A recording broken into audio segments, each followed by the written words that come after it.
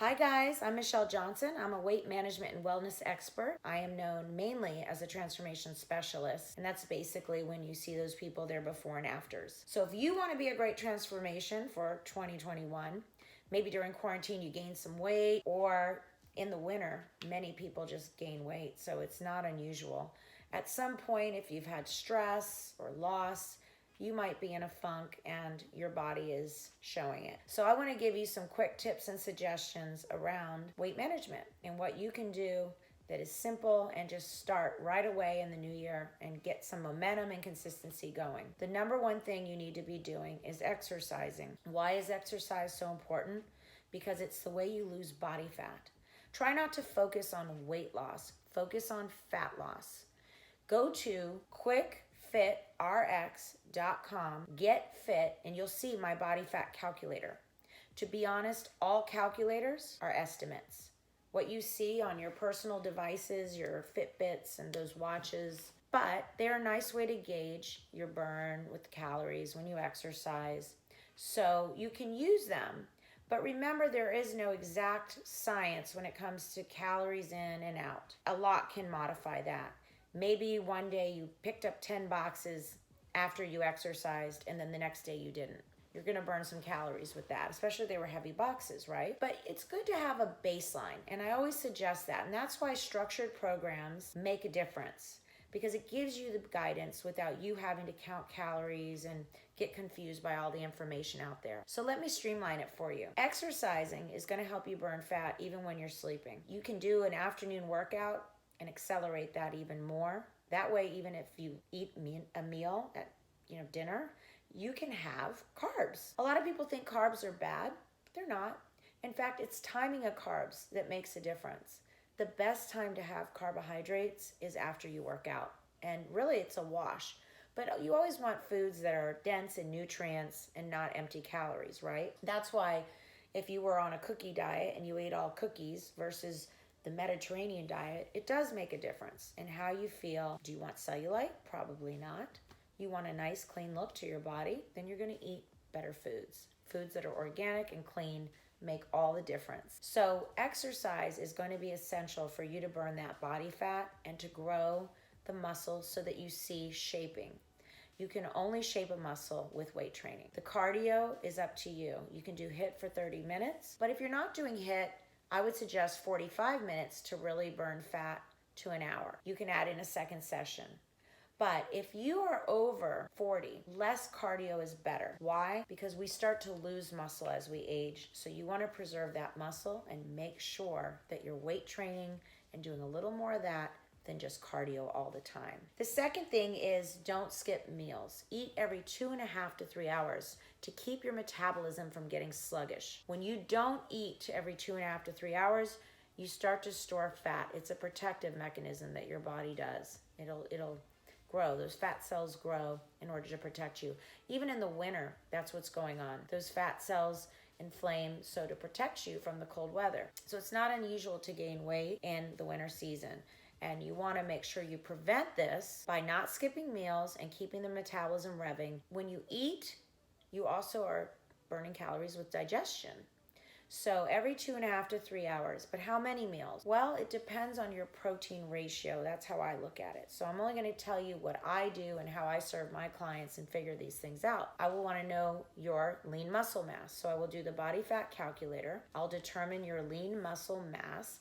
But if you want to really keep it simple, just get 1 gram of protein per pound of your body weight. People will argue this. You can go a little under that, or just get 20 to 30 grams of protein with each meal. You're going to get enough protein that way. And you don't want really a lot over that, because then you just start to spill it out in your urine and you're not able to synthesize all that protein. So make sure you get enough protein. Whether you get the rest of your macros in carbs or fats is personal preference. There's no science that proves that carbs are bad, that they're worse than fats. It's really preference. I watched a video by Lane Norton recently, and he was explaining this, that the science is whichever you prefer. That's it. And I prefer fats just because I like the way they make my skin look. I need a little more lubrication in my diet. Carbs, I've had some struggles with. Some people are insulin sensitive, and I'm one of those people. So that's a different case. But some carbs are great post-workout because your sugar levels drop and you need to put them back in your body, or at least get a piece of fruit. You don't have to have carbs in the form of starches. You can have them in the form of colorful vegetables and fruits, and they have a higher glycemic index. Then the next thing you want to make sure you're doing is getting enough sleep. We take this for granted. If we don't get a good night's rest, we release cortisol, and that's how we get that midsection. So if you see that you've got a pouchy belly and you're having stubborn fat on your belly, probably need to get more sleep. That could be one of the causes. Or stress. Stress and sleep management can make a big difference in balancing your hormones. So I really suggest you take that advice seriously and try to get 7 to 8 hours of sleep a night, and learn how to meditate. Set an intention for your day. This is also going to help you with anxiety. A lot of people that overeat have tons of anxiety, and whenever they go to eat, they're even anxious, and they eat without being mindful. They're not relaxed eaters. So one thing you want to make sure of is that you take some deep breaths before you eat. Get an intention going, early on in your day. Feel organized mentally. When you feel disorganized mentally, you're more likely just to grab and go and graze. And grazing is where people get a lot of extra calories. You don't want to just be nibbling on things randomly. Organizing those meals is very important, as well as your cheat meals, or your refeeds is what they call them nowadays.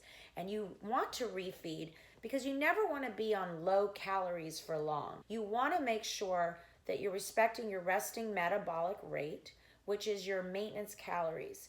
If you go below that, again, it's costing you muscle, and when you lose muscle, what happens? You grow some more body fat, and aren't you trying to get rid of that? So you don't want to keep going around this vicious circle and getting in denial about these things. Just accept it. This is how the body works.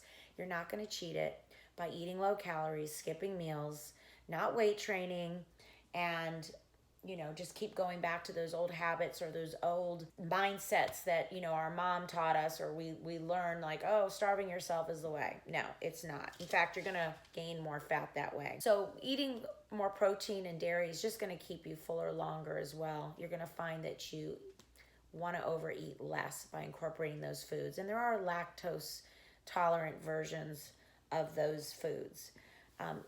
Adding some soup into your diet as a snack. I've been doing bone broth with a little cilantro. Sometimes I add mushrooms, or I'll add onions, carrots, and celery.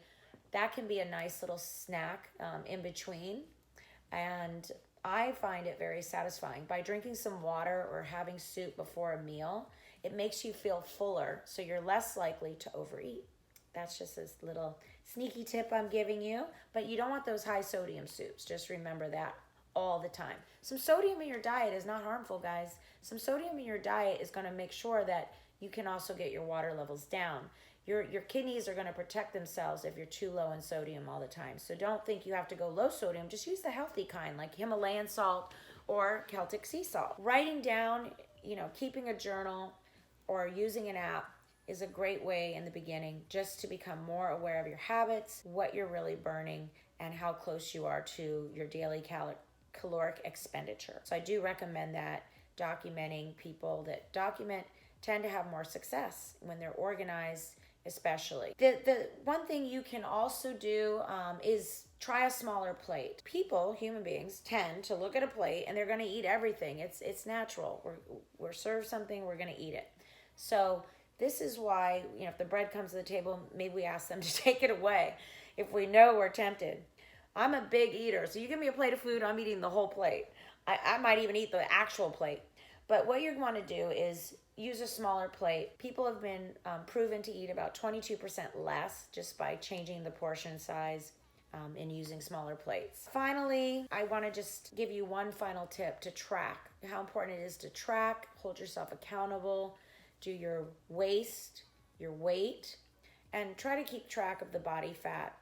The body fat calculator, I would only use that once every 4 to 6 weeks. It takes time to lose body fat. Your waistline measurements are a great way to track the reduction of body fat.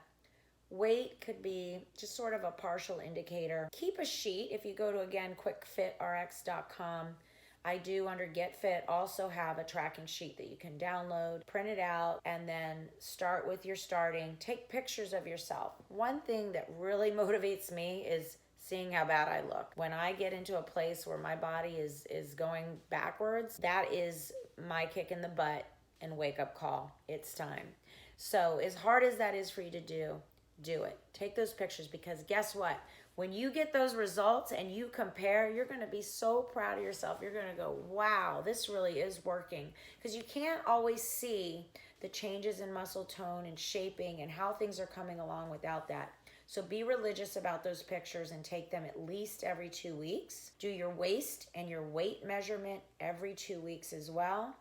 Track your weight. Make sure that in your waist even weekly if you want. But I like to, when I feel like I'm in a rhythm and I'm being very consistent, I do everything at least every 2 weeks and every 4 weeks to include body fat and the whole shebang. So I think it also explains to you how to figure out your pounds of muscle, pounds of fat. So if you do get your lean muscle figured out, what I want you to do is your protein will be based on that number. So you'll do 1 gram per pound of lean mass, lean body mass. So those are my tips and suggestions. I hope you go into the new year feeling strong, confident about your weight management goals, and that you learn that the best motivator are those results.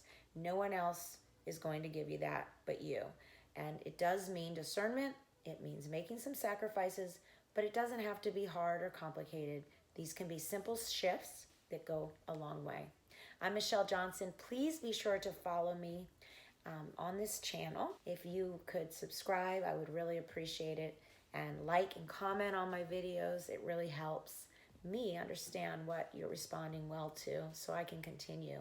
And I look forward to sharing more information with you. Bye guys. Have a happy 2021.